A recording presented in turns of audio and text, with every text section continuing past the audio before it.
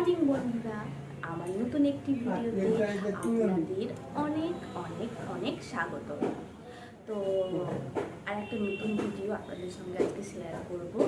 তো এটা হচ্ছে কিন্তু আজকে আমি সারাদিন কি কি করব তার ভিডিও, ঠিক আছে? তো চলো আজকের ভিডিওটা শুরু করা যাক। ঘুম থেকে যখনই আমি উঠি যখন ফার্স্ট জানলাটা খুলে দিই রুমের, কারণ সারাদিন তো জানলাটা বন্ধ থাকে বলো, তারপর তো জানলাটা খুলতেই হয়। আর যখন খুলি তখন জানলা থেকে এরকম একটা সুন্দর পরিবেশ আমি দেখতে পাই, খুব ভালো লাগে। পাখিদের কিচিরমিচির আওয়াজ আসে, তারপরে এই গাছ তো আমার খুব প্রিয়। আর দেখো এটা একটা বট গাছ, তো গাছটা কি সুন্দর, তার ডালপালা মেলে চারিদিকে ছড়িয়ে আছে, আর খুব ঠান্ডাও থাকে গাছের নিচটা। কোনো একদিন অন্য ভিডিওতে নিয়ে গিয়ে তোমাদেরকে দেখাবো। তো চলো এইখানে আমি এসে দাঁড়াই কিছুক্ষণ, মাইন্ডটাও ফ্রেশ হয়, তারপর আমি রুম সাজাতে লেগে যাই। বিছনাটাকে ভালোভাবে প্রথমে পরিষ্কার করে নিই আস্তে আস্তে করে, আর তারপর তো তেমন কিছু কাজ থাকে না, তো স্নানে চলে যাই। আমার কিন্তু চান করে আসা হয়ে গেছে। তো এইবারে যেটা করতে হবে, তোমাদেরকে সবাইকেও বলছি এটা করলে ভালো স্কিনের জন্য, সেটা হচ্ছে অবশ্যই সানস্ক্রিন কিন্তু অ্যাপ্লাই করতে হবে। আমরা অনেকেই ভাবি বাড়িতে থাকলে সানস্ক্রিন কোনো দরকার নেই, কী হবে, বাইরে তো বেরোচ্ছি না, কিন্তু এটা একদমই ভুল ধারণা। সানস্ক্রিন সবসময় লাগানো স্কিনের জন্য খুব ভালো, এমনকি মেঘলা ওয়েদারেও যদি আমরা লাগাই সেটাও কিন্তু খুব ভালো। তো চলো আমি সানস্ক্রিনটা অ্যাপ্লাই করে নিই ভালো করে গোটা মুখে। আর একটা কথা, রান্না করার সময় কিন্তু সানস্ক্রিন স্কিনে থাকলে খুব ভালো, স্কিনটা ড্যামেজ হয় না। তবে একটা কথা বলে রাখি, সানস্ক্রিন মাখা যেমন ভালো, এটাকে কিন্তু রাতেই ঘুমানোর আগে স্কিন থেকে তুলে দেওয়াও খুব জরুরি। তো তার জন্য ডবল ক্লিনজিং মেথড বা ক্লিনজিং মেথড অ্যাপ্লাই করতে হবে। সেটা কীভাবে এটা অন্য ভিডিওতে বলবো, নাহলে ভিডিওটা অনেক লেন্দি হয়ে যাবে। তো চলো আমি এখানে ডবল ফিঙ্গার মেথডটা অ্যাপ্লাই করছি। মানে কেমন, প্রথমে একটা ফিঙ্গারে ভর্তি করে নেব, সেকেন্ড ফিঙ্গারেও নেব, এই দেখো ঠিক এইভাবে দিয়ে আমি কিন্তু এটাকে এইরকম এইরকম এইরকম এইরকমভাবে কিন্তু অ্যাপ্লাই করবো, ঠিক আছে?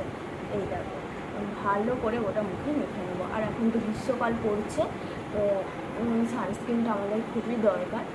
হ্যাঁ, সবাই অ্যাপ্লাই করার চেষ্টা করো। অনেকে বলবে দিদি আর স্কিনে তো আমাদের সানস্ক্রিন অ্যাপ্লাই করলে স্কিনটাতে বেশি অসুবিধা হয়। এটা কিন্তু আমারও প্রথমে হতো, সব সানস্ক্রিন কিন্তু সবার শ্যুট হয় না, এটা আমিও জানি। আর এটা অস্বাভাবিকের কিছু নেই। অনেকে হয়তো লজ্জায় বলতে পারবে না সানস্ক্রিন মাখলে আবার বেরায় নাকি, অনেকে তো হাসবে, কিন্তু না, অনেক সময় অনেক সানস্ক্রিনও কিন্তু স্কিনে শ্যুট হয় না, বেশি অয়েলি লাগে, র্যাশ বেরিয়ে যায়। তো তোমাদেরকে তোমাদের স্কিনটা বুঝে সানস্ক্রিনটা চুজ করতে হবে। আর তোমাদের যদি কোনো কোয়ারি থাকে বা কেউ কিছু জানতে চাও অবশ্যই কমেন্ট করবে, আমি কিন্তু অবশ্যই রিপ্লাই করবো। হ্যাঁ, ঠিক আছে? চলো আমার সানস্ক্রিনটা ভালো করে মাখা হয়ে গেছে, এবার একটু গুটি গুটি পায়ে রান্নাঘরের দিকে যাওয়া যাক। দেখি শাশুড়ি মা অনেক কিছুই তো কাজ এগিয়েই রাখে। তো চলো এইবারে রান্নাঘরের কাজ একটু কী করি আমি তোমাদের সঙ্গে শেয়ার করি। আজকের রেসিপিটা খুব অল্প সময় হয়ে যায়, খেতেও কিন্তু খুব ভালো লাগে। ফার্স্টে কড়াইতে 2 চামচ সর্ষের তেল দিয়ে দিতে হবে। তেলটা তেতে গেলে এর মধ্যে কুচানো পেঁয়াজ এবং কাঁচা লঙ্কা দিয়ে ভালোভাবে নাড়াচাড়া করে নিতে হবে। এতে কিন্তু ফোড়নের দরকার হয় না, আর এটা একটা সবজির রেসিপি, ঢ্যাঁড়স দিয়েই হবে।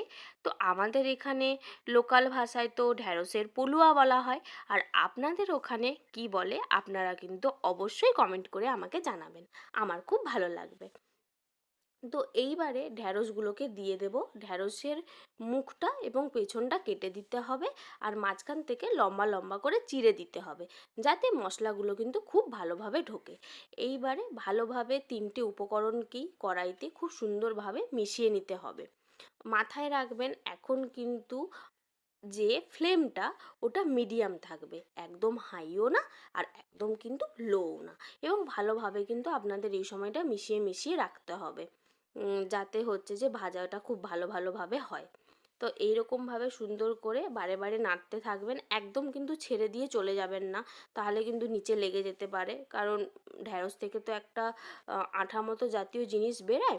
তো ওই জন্যে ভালো করে নেড়ে নেড়ে নেড়ে নেড়ে রাখবেন। এইবারে এর মধ্যে নাড়া হয়ে গেলে নুন দেব, হলুদ গুঁড়ো দেব, সবগুলোই কিন্তু আপনারা আপনাদের স্বাদ অনুযায়ী দেবেন। প্রথমে কিন্তু একদম নুন দিয়ে দেবেন না, ভালো করে ভাজার পরে আমি যখন দিচ্ছি সেই টাইমেই দেবেন। এই টাইমে এবারে নুন হলুদ দিয়ে আর সামান্য একটু জিরে গুঁড়ো, হাফ চামচ মতো জিরে গুঁড়ো আমি দিয়েছি। এবার আপনারা যদি জিরে গুঁড়ো খেতে ভালোবাসেন একটু বেশি দেবেন। তো জিরে গুঁড়ো দেওয়ার পরে আর একটু লঙ্কা গুঁড়ো দিয়ে দেবো। দেওয়ার পরে ভালোভাবে কিন্তু সবগুলোকে মিশিয়ে নেব, দিয়ে ভালো করে নাড়াচাড়া করতে থাকবো। এই রান্নাটা খেতে কিন্তু খুব মজা হয়। আর যারা আমার চ্যানেলে নতুন আছেন অবশ্যই ভিডিও ভালো লাগলে লাইক করবেন, সাবস্ক্রাইব করবেন, কমেন্ট করবেন, শেয়ার করবেন। তাতে কী হবে, আমারও ভিডিও করার আগ্রহ বাড়বে আর আপনাদের কেমন লাগছে আমিও জানতে পারবো। এইবারে কিন্তু ঢাকা চাপিয়ে দিতে হবে। 2-3 মিনিট পর ঢাকাটা আবার খুলে নেবেন, দিয়ে আবার ভালোভাবে কিন্তু মিশিয়ে মিশিয়ে রাখতে হবে, কারণ যেহেতু আমি গুঁড়ো মশলা দিয়েছি গুঁড়ো মশলাগুলো লেগে যায়, তাই জন্য কিন্তু নাড়িয়ে নাড়িয়ে রাখতে হয়। এবারে ভালো করে নাড়াচাড়া করে নেওয়ার পরে এর মধ্যে কিন্তু দিয়ে দিতে হবে ধনে গুঁড়ো। এই টাইমটাই কিন্তু দিতে হবে, প্রথমে সব মশলার সঙ্গে কিন্তু দিলে চলবে না, তাহলে কিন্তু যেরকম স্বাদটা এটার আসে ওরকম আসবে না। তো দেওয়ার পরে ভালোভাবে আবার মিশিয়ে নেবেন। হ্যাঁ, সবগুলো মশলা যাতে ভালোভাবে ঢ্যাঁড়সের গায়ে লেগে যায়, দিয়ে ঢাকাটা চাপিয়ে দেবেন। এবারে 2-3 মিনিট রাখার পরে ঢাকাটা খুলবেন, দিয়ে কিন্তু এই টাইমে এবারে চিনিটা দেবেন। আমি 1 চামচ চিনি দিয়েছি। আর আপনারা যদি সবজিতে একদমই মিষ্টি খেতে ভালো না বাসেন তাহলে অল্প দেবেন, কিন্তু আমার কথা শুনুন, একটু দেবেন, তাতে কিন্তু রান্নার স্বাদটা দ্বিগুণ বেড়ে যাবে, কারণ চিনিও কিন্তু একটা মশলা। হ্যাঁ, এটা আমাদের মাথায় রাখতে হবে। তো চিনি দেওয়ার পর ভালোভাবে নাড়াচাড়া করে এইবারে দিতে হবে এটার মধ্যে পোস্ত বাটা। আমি পোস্তটা বেটে ভালো করে রেখেছিলাম, দিয়ে পোস্তটা দিয়ে এইবারে ভালোভাবে ঢ্যাঁড়সটাকে মিশিয়ে নিতে হবে খুব সুন্দরভাবে। এই সময় কিন্তু ফ্লেমটা একটু লো করে দেবেন, দিয়ে আস্তে করে ঢাকা চাপিয়ে দেবেন, দিয়ে ভালোভাবে 2-3 মিনিট রেখে দেবেন, দিয়ে আবার ঢাকা খুলে আস্তে আস্তে আস্তে করে নাড়তে থাকবেন। এবার দেখবেন ঢ্যাঁড়সটা কিন্তু সিদ্ধ হয়ে এসছে, তাই নরমও হয়ে যাবে। তো এই সময় একটু সাবধান হয়ে ভালোভাবে নাড়বেন, তাহলে কি ঢ্যাঁড়সগুলো একদম ছেড়ে চলে যাবে না, গোটা গোটাই থাকবে। ভালোভাবে একটু নাড়াচাড়া করে নেওয়ার পরে হ্যাঁ, দেখছি ঢ্যাঁড়সটা হয়ে এসছে। এইবারে কিন্তু আমি এইটাকে নামিয়ে নেব। আমার রান্না কিন্তু কমপ্লিট। তো আজকে এই রেসিপিটা শেয়ার করলাম, অন্য দিন আবার কি করি আপনাদের সঙ্গে শেয়ার করব। তো আমার এই রেসিপিটা কেমন লাগলো অবশ্যই কিন্তু জানাবেন। দেখুন আমার ঢ্যাঁড়সের পলুয়া হয়ে গেছে, এবারে আমি নামিয়ে নেব। টানটানা, পলুয়া রেডি। তো দুপুরবেলা এটা সবার পেটে যাবে। তো আপনাদের কেমন লাগলো আমাকে জানাবেন। হ্যাঁ, খুব সুন্দর দেখতেও যেমন হয়েছিল, খেতেও কিন্তু খুব সুন্দর হয়েছিল।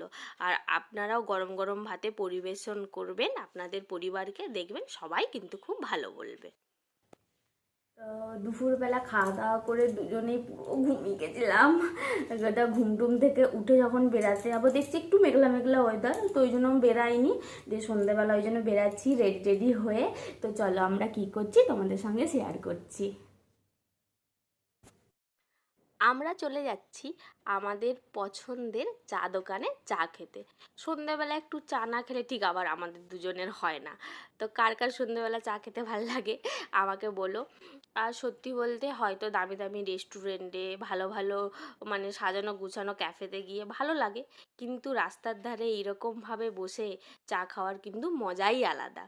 যাই বলুন, এটা আমার অবশ্যই একান্তই ব্যক্তিগত, আপনাদের কার কেমন লাগে সেটা বলবেন। এই যে দেখুন চা নিয়ে আমি চা খাচ্ছি আর ও ভিডিও করে দিচ্ছে। আর এই দোকানটা কিন্তু আমাদের খুবই পছন্দের, এটা আমাদের এখানে দাদা বৌদির দোকান নামে পরিচিত।